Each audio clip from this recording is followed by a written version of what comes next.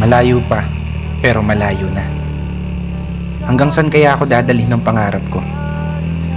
Yan yung tanong na palaging tumatakbo sa isip ko. Na marahil, ganun din sa isip mo.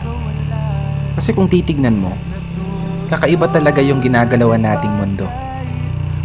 Parang minsan, nagtitripan na lang tayo. Paikot-ikot na lang yung sitwasyon na paulit-ulit kang natatalo. Oo, minsan may araw na panalo ka, pero mas madalas pa rin yung nadedehado. May oras na gulong-gulo yung isip mo, may panahon naman na pumapabor sa gusto.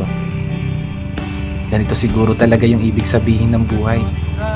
Hindi perpekto ang tempo at lahat nakaayon lamang sa tiyempo. Pero kahit ganon, dapat magpasalamat pa rin tayo. Kasi isipin mo naman, sa likod ng napakaraming beses na pagkatalo mo, eto ka pa rin, nananatiling nakatayo, sinusubukang ipanalo. Bawat laban na ikaw lang yung nakakaalam. Mga pagsubok na araw-araw mong pinipilit lampasan, na sa bawat pagpihit ng kamay ng orasan, taglay mo ang lakas ng loob na hindi matutumbasan. Malayong malayo ka na dun sa dating ikaw na nag-uumpisa pa lang. Ibang iba na yung katayuan mo ngayon, di gaya ng nakaraan.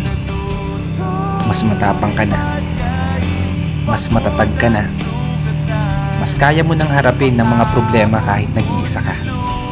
May napatunayan ka na, may naimpundar ka na rin kahit papano. At higit sa lahat, may narating ka na. Malayo pa, pero malayo ka na. Kaya ituloy mo lang ang paglalakbay hanggang sa marating mo yung dulo. Paulit-ulit ka mang matalo, matumba, madapa. Diretso ka lang ayon sa plano. Pero sana, lagi mong tandaan ang munti kong payo. Huwag mong kakalimutan palakpakan ang sarili mo para sa mga laban na tahimik mong